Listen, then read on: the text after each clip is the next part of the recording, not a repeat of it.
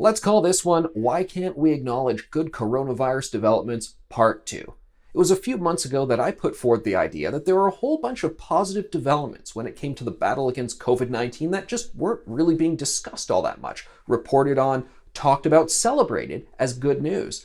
I'd been talking to a number of ICU doctors in Canada who are actually treating coronavirus patients on the ground floor, dealing with a lot of people in hospitals, and they were saying, hey, there's actually a lot of positive developments.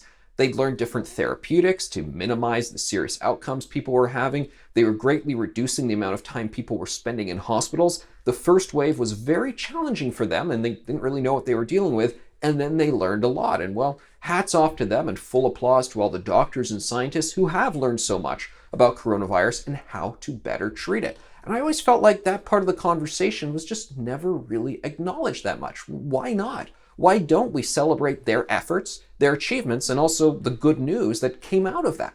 What it all means for all those people who are at potential high risk of the virus. Well, now we're at a different part of the conversation where there is other good news happening and people are so reluctant to acknowledge it.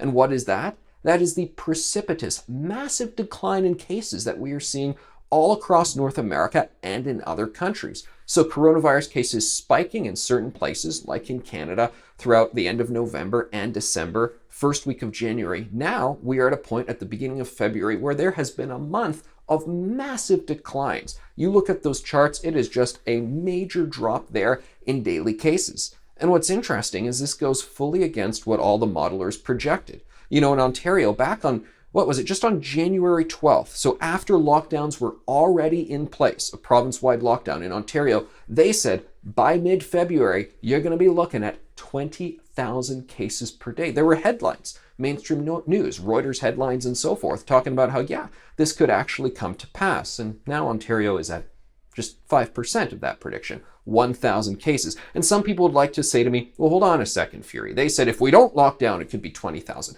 No, they said stuff like that, but I want to be clear. January 12th, they said 20,000 and there were already lockdowns in place. So that was with lockdowns. So we are just not at that situation.